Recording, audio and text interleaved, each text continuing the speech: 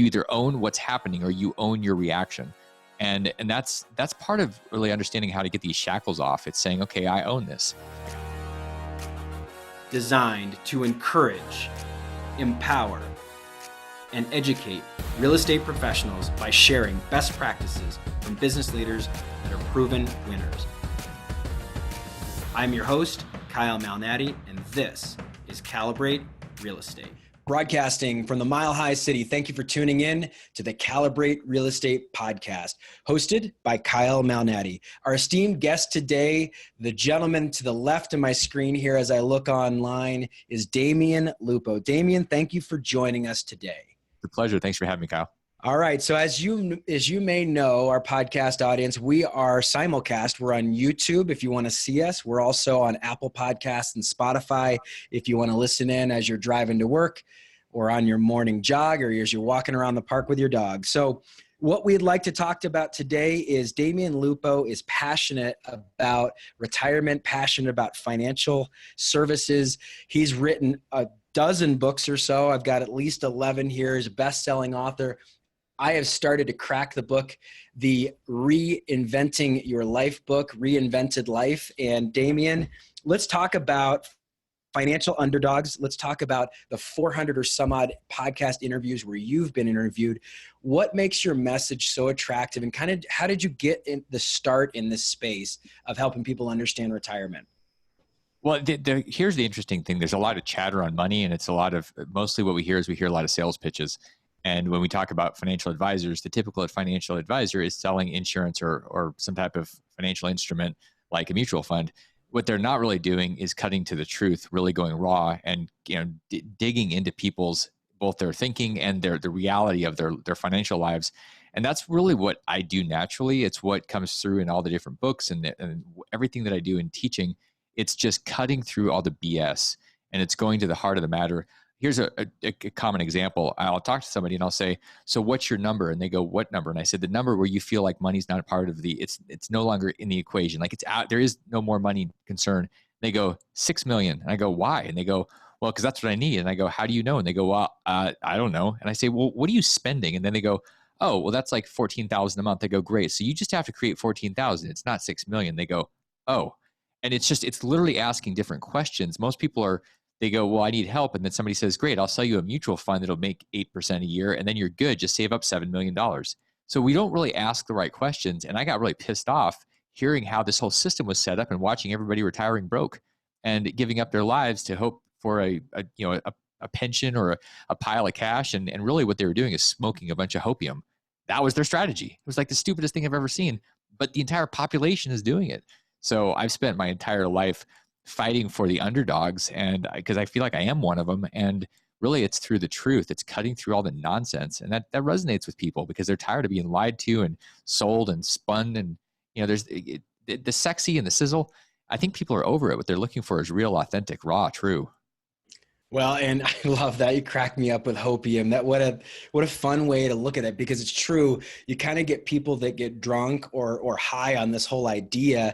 And then when you really pull it back, and gosh, Warren Buffett is famous for this. I'll probably not quite get his quote the correct way, but you can tell who's been skinny dipping when the tide goes out, and who really has a good financial plan and who has been sort of just living on a prayer, to use a Bon Jovi song as the example, that people really didn't have a plan. And then when the market changes, as things correct, and things do cycle in financial world here, whether it's real estate or the stock market or bonds or any other type of alternative investing, it's going to cycle. It does. And so I love that you're in this position where like, look, I'm fighting for the underdogs. I am going to help debunk a lot of these myths. The thing that I really like about you, as I was kind of reading up on you and just understanding, is that it says here that the only thing that you really fear is regret, and that you've got a formula for success and a fulfilled life. And so where did that come from? Where did you get your start on this journey? I'd imagine that there's been some events in your life that have kind of been clarifying moments or defining moments, as a lot of people would say, that really got you to where you are today. Here's the thing, Kyle. There's two pains. There's the pain of discipline and there's the pain of regret. What most people do is they ignore the discipline and they end up with the regret because it's hard. Discipline is a lot of work. And in my early career, I went out and made a bunch of money, bought like my first house on a credit card and thought this is easy. And I bought a whole bunch more and had this big pile of real estate. And then I lost it. And I said, oh, dang, 20 million turned into negative 5 million in 12 months. That hurt a lot. And I had to reinvent my whole life, but I didn't really know what to change. I was like, well, I just need to make more money. Like I didn't really know. And it was more internal that I needed to fix. So spent this time rewiring myself, spending 2 years asking one question with a really brilliant psychoanalyst, psychotherapist. And the question was, what is true? So we kept digging into that and figuring out, am I my balance sheet? Because I was for a long time. And I thought I was more valuable. And my ego would have proven that true, that I was super valuable with my Ferrari and all that other nonsense because I was a total douche. But hey, you know what? I created it. I was the monster.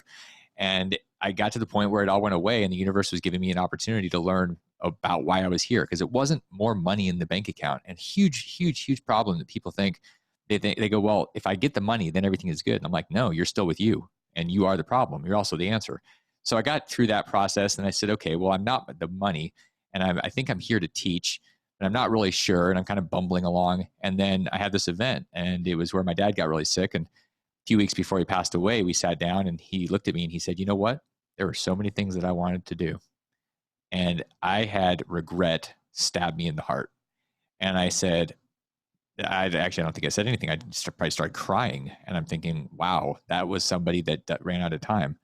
And we all are going to run out of time. So regret is the worst possible scenario. And so after that experience, he passed away, and I started thinking, all right, what am I going to do this next half? Because, I'm 40-ish at the time. And I thought, all right, first half was interesting. A lot of lessons, a lot of failures, a lot of learning. And the next half, what am I going to do? I'm going to do what I'm here for, which is tap into my potential and impact people with my contribution, not just figure out how to make more money. And that's what the work is all about now. So the money is a side effect. It's not the focus. It used to be the focus. Now, the more impact I make, the more people I touch and lift up and break their financial shackles, the more fulfilled my life is. And if somebody says, you've got a week left, I go, my life was fulfilled and I'm not leaving anything on the table. And I'm certainly not saying, damn, I wish I had done these things, because I know I'm doing what I'm supposed to do. Gosh, I'm sorry to hear about your dad. And at the same time, I also think it's appropriate to say what a gift he gave you, whether he realized it or not. And I'm sure you do, that as his time was slipping away, realizing that that could be the best baton that ever got passed to you, as you're thinking about like a relay race. Dad's finished with his leg, and now it's Damion's chance to run the race, tried and true, and do it the best you can. And I would say to you, and we won't get into a ton of this, but my brother passed away in 2011, and it was a really pivotal moment in my life where I had 3 major life events going on all at once, 2 of which were choices. The birth of twins. My wife and I went from 0 to 3 kids in 16 months. So we had, our first kid, and then 16 months later, twins. I chose to leave my mentor and take this great opportunity to work in a partnership at another real estate company. Turned out to be a great decision, but it wasn't, it took a lot of time, effort, sacrifice, sweat, blood, tears.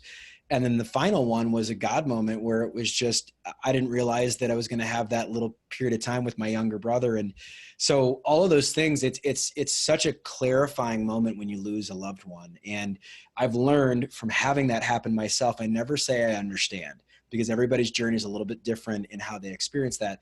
But I do say it's happened to me in a slightly different way. And I certainly can relate, and also just love to hear more of that story. And so I think it's a great segue.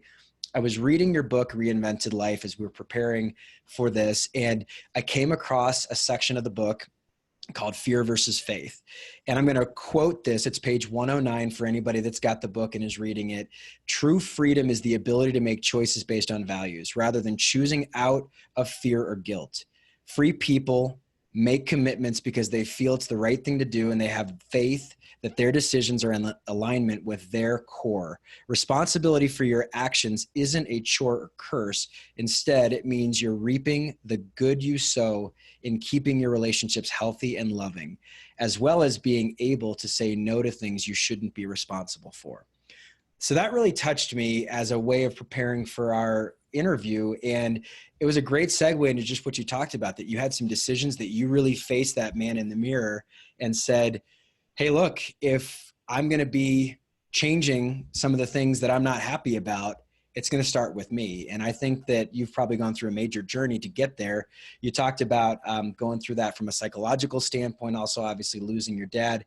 Let's talk about fear versus faith and making decisions. And maybe if we can get tactical, some of the things that you've learned where you say, okay, this is what I'm saying yes to. This is what I'm saying no to. This is how I'm feeling about commitments. I'd love to learn more about that.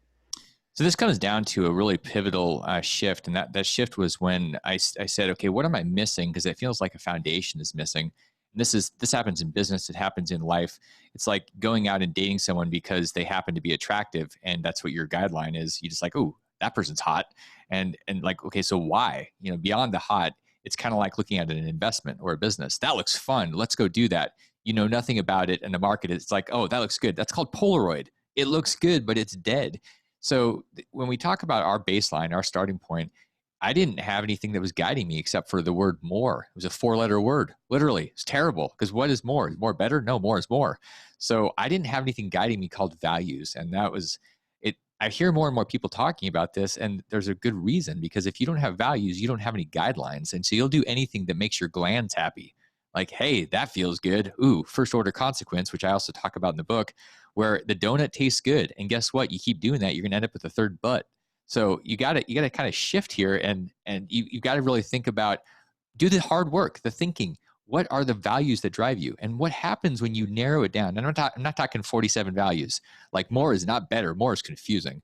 So you narrow it down to 6 or 10 things that are really core that you can remember and attach to. And I generally don't attach to much. I'm very open. It's kind of a Buddhist philosophy. With the values, you need to understand and believe and say, these are me. And then every decision you make, whether it's what business you're going to do, who you're going to go into a relationship with, it gives you a guideline. It makes it very simple. So if somebody invites me to be on a podcast and they're like promoting Nazism or something, my values will block that. And if they're about, there's a guy that a lot of people have heard about. His name is Grant Cardone, and he is a ruthless sales machine. And I've learned a lot from him, but he and I don't have an alignment on values because he sees everybody as a wallet. And for him to get into their wallet and get their money, he says he got a bumper sticker. It says, who's got my money? I mean, I used to have the bumper sticker on my car. Like, I don't have that bumper sticker anymore because that's not about relationship. That's about transaction. And one of my core values is relationship. So it guides who I get into business with when I'm traveling around, who I want to go speak at, if they have an event. Is it a relationship, or are they just getting me because they think they can sell more product? And so once you have the values, everything gets easy, because you look at life through the lens of those values. You look at your decisions, the people that come up to you, and then you start trusting your intuition. You're like, my intuition is saying this is off. This person is a complete threat. They're toxic to these values. And you don't want that to happen because it screws you up. We've all heard this. You become who you're around. It's those 5 people. And if you make sure that your values, there's an alignment with the people and your values, then you won't turn into something you're not. If you understand your values, you'll have more of the people that are at a better, higher place in terms of who they are and they've evolved to, which will pull you up versus bringing you down. We have to start with that value proposition. But the thing is, it's freaking hard. I mean, when I've done it, I've spent days, and it's painful and it's exhausting, and I need a nap and a vacation after it. But if you don't have those, truly your glands will decide what's best for you, and it changes from moment to moment, and then it's chaos, and you'll pay a price. Damion, you and I are kindred spirits. We haven't ever met before. This is our first time interacting together. A lot of people may not know this, that one of my favorite authors is a guy named Jim Collins. Good to Great, Built to Last, How the Mighty Fail. And one of the things that Jim Collins talks about a lot is that companies and individuals can take lessons from this, need to be aware of a word called hubris, which is basically just, people get so good at doing something that they don't think that they're ever going to fail. And that ends up being their decline. And one of the things that Jim Collins and his co-author, Jerry Porras, and his researcher really worked to figure out is, as companies would fail, one of the things that they uncovered is this undisciplined pursuit of more. And that was one of the things that they talked about a lot. And I've heard Jim Collins speak in person live. And that's just something that I would imagine that you have really connected to because of some of the failures. And so I appreciate your transparency as we talk about that. But I also want to say, you've been around the block a number of times. You haven't been interviewed 400 times on different podcasts because you're not doing things the right way now. You're doing a lot of things the right way. And so what I'd like to transition to is I've learned that you've started more than 30 businesses, not all of them in real estate. And I'd love to know just the top couple of things that you've learned from starting all these businesses, and then how you pick in that decision-making framework we were just talking about, how you pick some power partners that obviously are going to help you run these businesses so that you can continue to scale and do more. So let's talk just about the businesses that you've started and things you've learned. One of the great things about being an entrepreneur and not being afraid to fail, because you've disconnected the idea of failure being a verb and a noun. You actually understand it's just a thing. It's a learning opportunity. So that 30 is actually more than 50. That 30 is a very old number. And so in these 50 companies, one of the things that I really started to understand was that you've got to have mentors, because we don't have, like when we start something, especially if it's new, there's a lot that we don't know, and it's too expensive and it's too painful to learn everything on our own. So we leverage from, I like to call the bald and the gray crew, people that have been around for decades beyond us, and getting their insight, because people that have gone through things have emotional intelligence. It's what Daniel Goleman talks about a lot in his book. And there is a truth in that somebody can answer something in a split second. They don't need to go research it. It's literally like, I know what's coming because I've been through this. Like my spidey senses are kicking in. And one of the things that I've learned, I just released a book called Unicornomics, and it's about the foundational 15%. In the beginning of a business, one of the most important things you need to have is the right people, meaning not the people that know how to do things as much as the right people personality and culturally, because a business is the culture.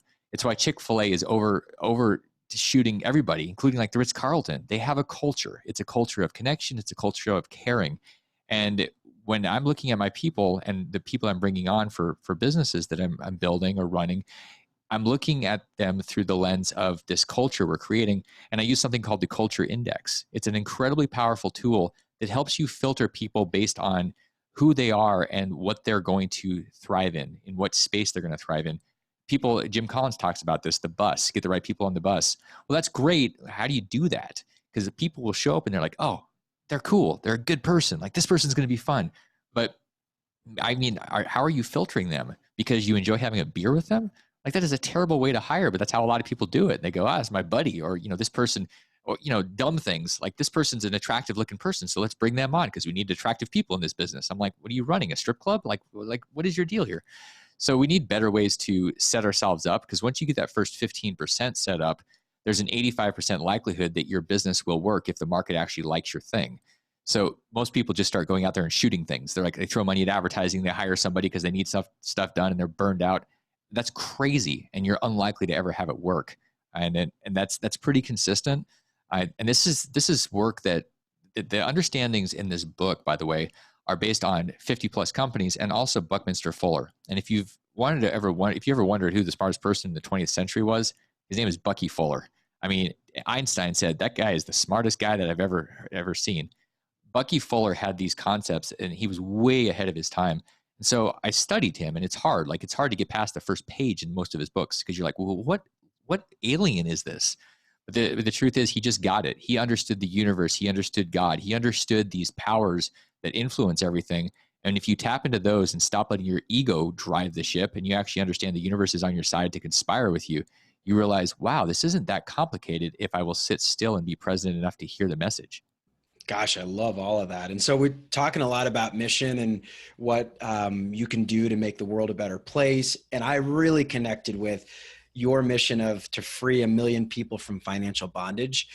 One of the things I talked to my company today about, every Wednesday we have a collective, it's sort of a class. You don't have to be brand new. You certainly could be seasoned to come in, but we talk about different things as it relates to real estate brokerage, real estate investing, sales strategies, just, gives them an opportunity to rap with me and vice versa. One of the things we talked about today is every business has one fundamental concern, is to solve a problem for whatever their consumer may have issues with. And so we really granularly broke down together from 10 to 11 today of what problems are you solving for this demographic, that demographic, this area of town, this particular real estate investor, that homeowner. And we don't need to get into all the specifics on this particular episode, but what I would share is that I love that mission. our mission at Calibrate Real Estate is to help people create wealth, generational wealth, through real estate. That's our mission. Our goal is to help our brokers create generational wealth through real estate, our clients. Anybody that touches our organization should be able to transfer more wealth than the past generation. I love that when I see my clients do that. So let's talk about freeing, because I like that word freeing, and I want to hear more about that. 1 million people from financial bondage. You touched on this at the beginning, but what do you, in your own thought process, think of financial bondage, and where are the traps, the snares, frankly, the chains of bondage for people financially? Well, the first thing, let's make this point that financial bondage is a choice. Most of the shackles that people have on themselves are self-imposed, and there's a shift. We go from blame and justifying and being a victim, and those are all kind of normal society. We point fingers and we say, hey, if I elect this person, then my life's going to be better because I'm a victim, and it's not my fault. And, my parents did this to me because I read Sigmund Freud and that's what Sigmund said, or whatever. Everybody's got their rationale. And then you shift into self-responsibility, where you own your life, you own everything about it. You either own what's happening or you own your reaction. And that's part of really understanding how to get these shackles off. It's saying, okay, I own this. Like, I'm not going to turn my money over to a system that feeds on people called Wall Street and the financial advisors. I'm actually going to take responsibility. I'm going to go learn about real estate. I'm going to learn about setting up a business. And it's really a shift. So bondage, it's kind of a cover story for self-responsibility. So the bigger thing is, the more self-responsible we can have people become, the better the world gets. Because when you get rid of victims, everything changes and people are starting to tap into themselves. There is no power in being a victim. You're literally stuck because you can't do anything. Like, you can't own your life until you own your life. You can't change anything. And so the financial bondage is really empowering people, and it's asking a better question. Like, what can you do to own this? And what I find really frustrating is people that aren't ready to do that. And they say, I want to learn about investing. And I'm like, you're still a victim. Until you're not a victim, you're screwed. Like, this is never going to work. And so unfortunately, most people think it's a tip or a tool or a technique, and it's really a personal development program. And that's it. People go, well, I don't want that. I don't need that. I'm good. I'm like, no, you're not good. And I don't care how much your investments you have success with or how much money you make, you're never going to be good, because you're still going to be in fear. There's still going to be scarcity.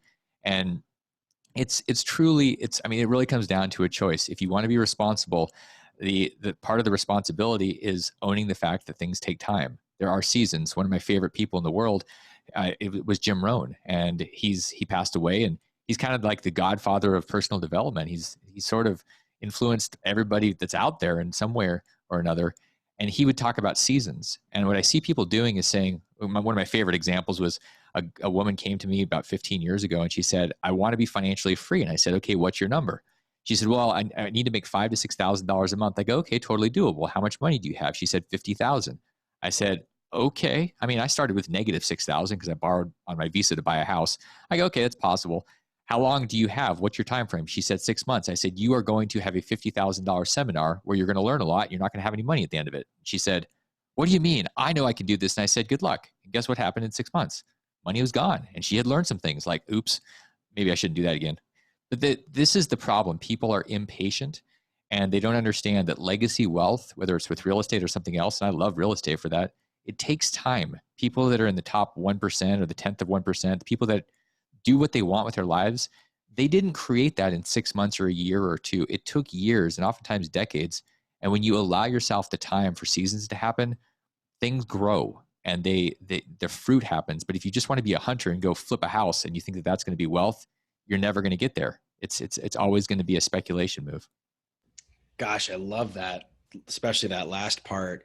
Reminds me of someone that's mentored me, a guy that's active in the real estate brokerage community, real estate development on a national stage, and his name is Bo Mankitti from Washington, D.C. Bo reminded me that success is often slow than sudden. And a lot of people will talk about the analogy of a hockey stick, kind of like it's moving along and then it's upward into the right. And it almost seems like it is explosive. It's linear growth, really, really quick.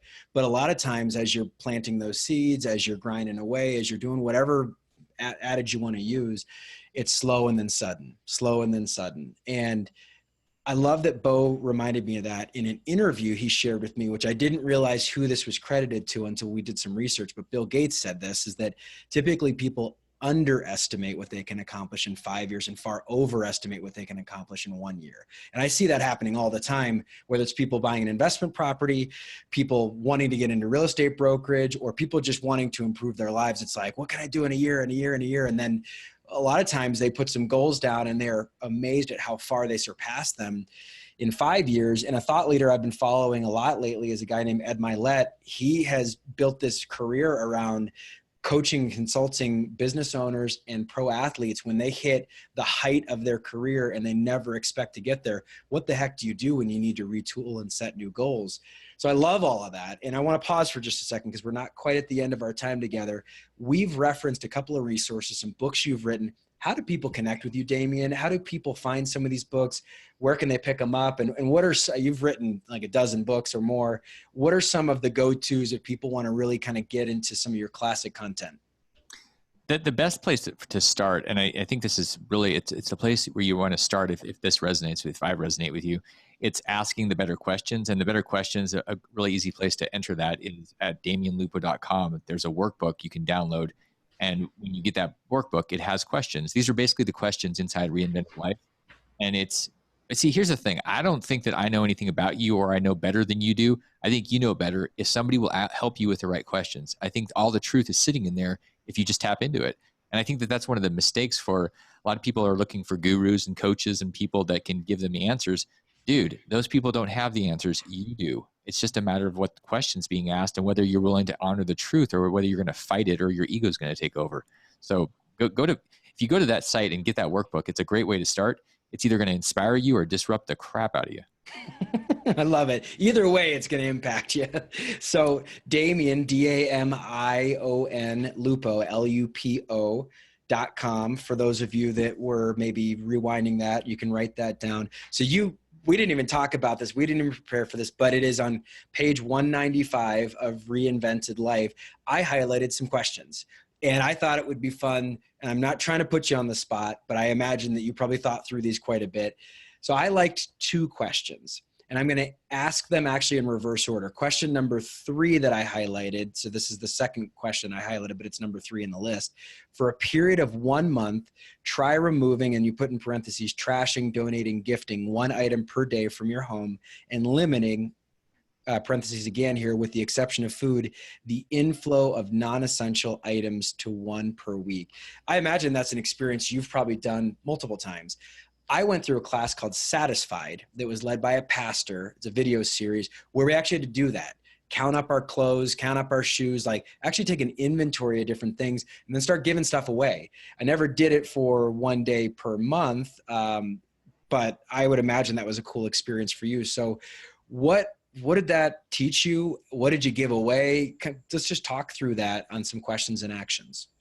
So one of the things that I've done a lot is I've moved a lot more than most people can imagine. Like unless you've been in the military, and if you have, you've definitely moved less than me because it's been part of my thing. I've been a lot of places and I really enjoy being in new places. One of the things that you learn is something I saw in a George Clooney movie. I forget what it was called, but he asked a question. He goes, how much does your life weigh? When you actually put everything in a backpack, how much does how much does your life weigh, right? And how much do your friends, the people in your life, weigh? And what we don't realize is that everything in our life has weight and it all has energy. And if you have a closet that's just packed full of stuff, there's a stickiness around that. And there's also a weird scarcity that's built into you because there's a lot of stuff we have that we're not willing to let go of and let it circulate. And so it gets stuck and then we're afraid of letting go and it keeps us trapped. And if you think about when you're stuck and you're trapped and you're hiding or you're protecting things, you tend to close your arms in. So think about how hard it is to breathe when you're doing that. When you're open and you have an abundant mentality, you can breathe, you can see, you're free. Just simply letting go of stuff in your closet can actually help you breathe easier and you can move freer and you can actually start tapping into things that you're stuck with if you don't let yourself let go of things. And I've done that so many times. It's really obvious, but most people haven't gone through the process. And so they don't get it. Once you do it, you're going to be like, oh man, how many more things can I get rid of? This is cool. This is lighter. I feel lighter. And it'll change everything. I heard this said before, maybe the same exact context, but a slightly different way, that a cluttered desktop, literally your desk, is a cluttered mind. A cluttered digital desktop on your computer is a cluttered mind. And I appreciate that weight because we do, I will say from some clients that have had to completely junk a house because they either bought it from an estate or they got inherited from an estate. When you haul stuff off, you're hauling it by weight. Typically they'll say, you know, how many roll-offs do you need? This is the cost per weight of weight, of tonnage, or of pounds. And you don't think of things that way, but it really weighs you down. So I like that that's your answer. The second question that I found fascinating, and this is number one on your list here of at least 6 that I'm seeing on page 195.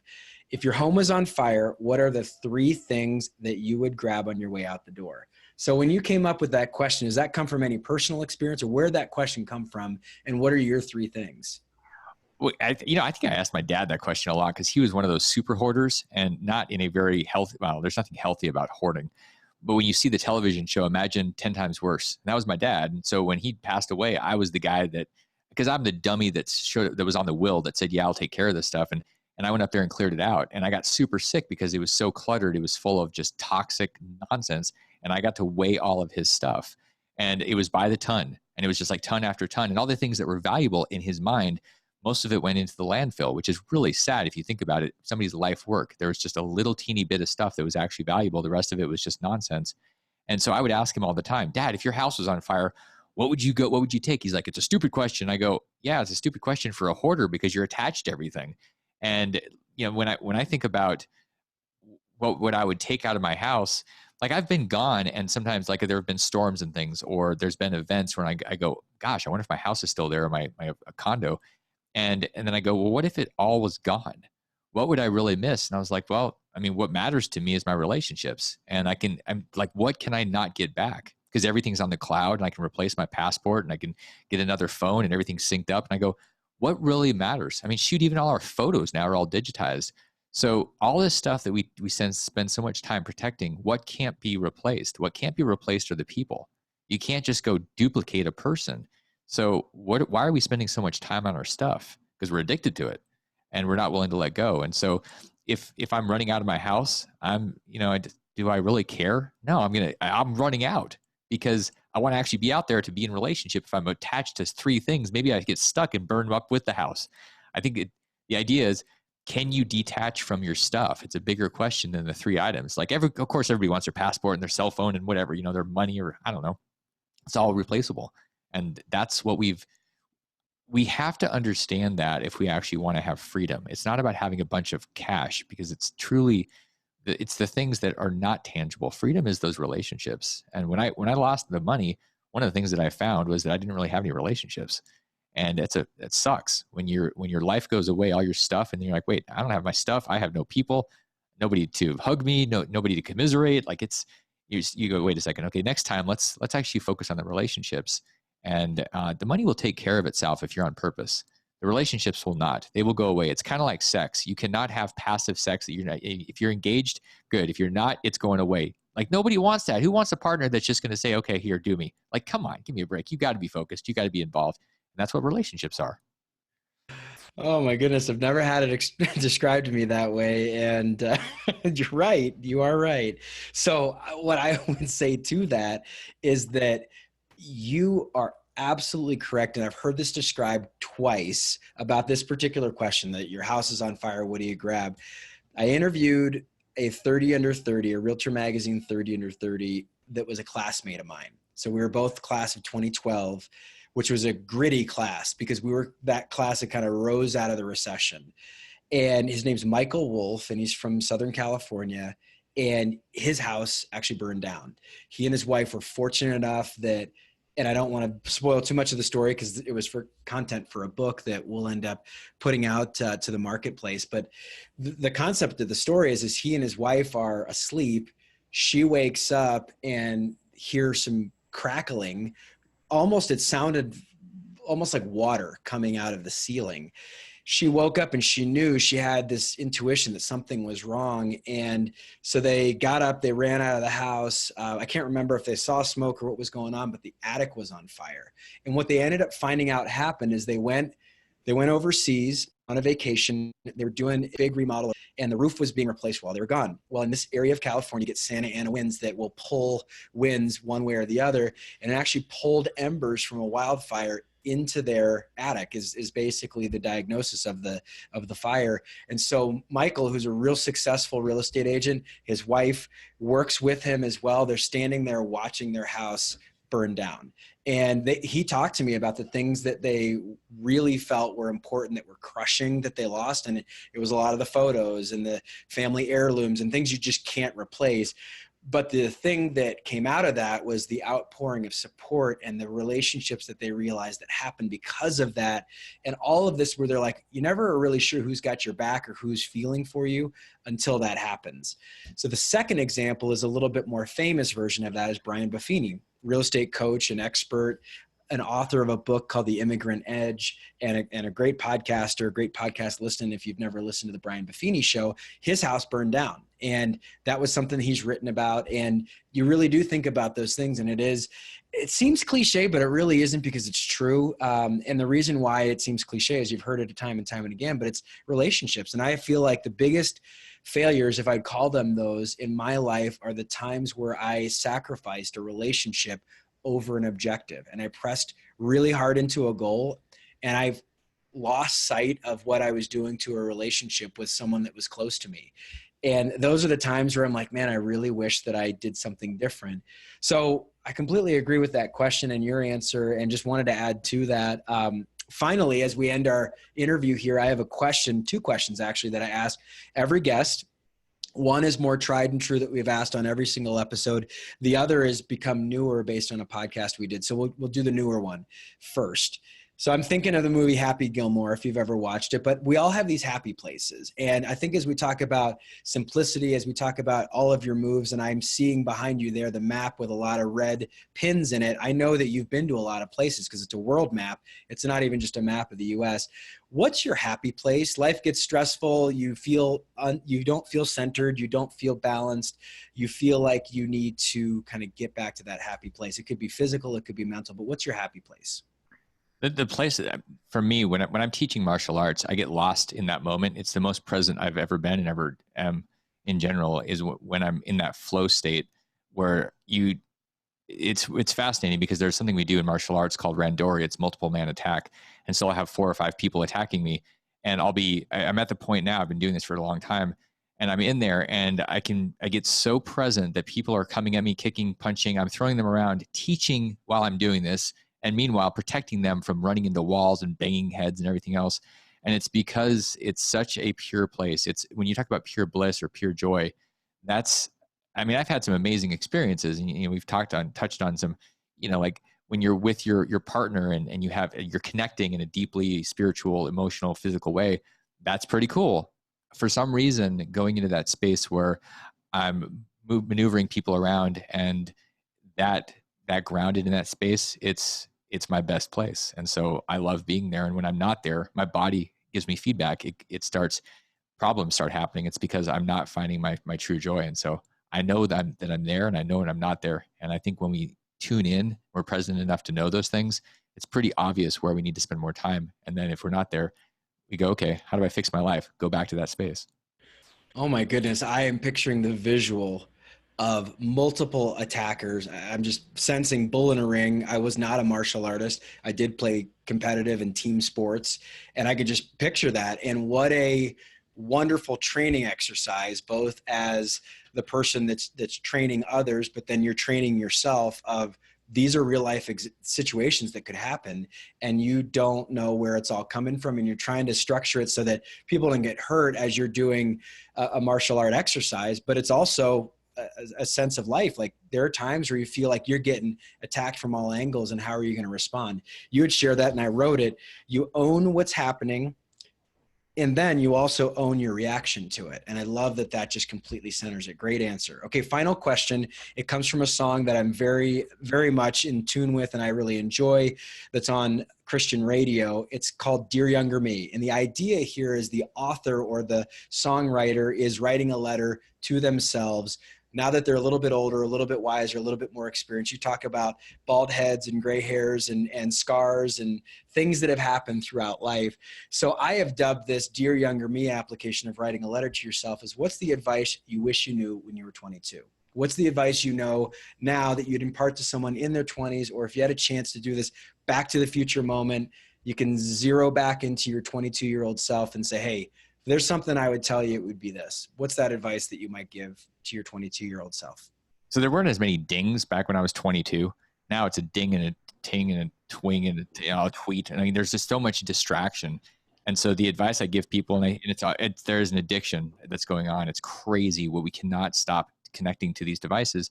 I would say disconnect from your devices. Don't have things that are interrupting you, because you'll never actually be present enough to be in a relationship, and you'll never actually get focused enough to be focused on one thing, which Gary Keller talks about in the book, The One Thing. So it's literally the silence. Find the silence. And if you don't know how to get there, get help, but it will change your life. And that helps you to do what you need to do, which is invest in people and not things. Even investing in real estate isn't as important as investing in people. I mean, I see people a lot of times go, oh, I like mini storage, or like something because there's no people, it's a bunch of tin. You can do that. You're not going to have a very fulfilled life. You'll have a very successful life with a lot of money potentially. But if you want the juice, if you want the depth of your life and why we're here, it's investing in people. That's what it's all about. Otherwise, what's the point? I mean, I think that is the point. Man, I've loved this interview, and every time I interview someone of your caliber, Damion, I am amazed at how quickly it goes. We are at the end of our time. We're at the top of where we need to end here, and I feel like great opportunity just to share again how people would connect with you. What's the best resource? What's the best way for them to find out some of the tools and some of the things that you can do to help people live a more fulfilled life, live a more centered life, and attack some of that bondage that they may have wandered into. As one of my career mentors, Dave Ramsey, says, is people wander into debt, people wander into problems, people wander into health issues, and you can't wander out. You got to fight your way out. So how do people connect with you as we end our show? Come visit DamionLupo.com. It's where we're going to ask that question, what is true? And we're going to find out what it is inside you by asking that question in some different ways. And just come visit and get the resources I've got there. That's my job. That's my hope, that you'll actually engage in that one question and find it for you, because it's different for you and you know what it is if somebody will help you guide you there. Damion, fantastic. Thank you so much for sharing your time, your energy, your wisdom. I really appreciate it. And for my podcast producer, Kayla Davis, I would love to just say, Damion Lupo, this has been fantastic. And I will see you around the neighborhood. Bye, everybody. Thanks, Damion. Thanks, Kyle.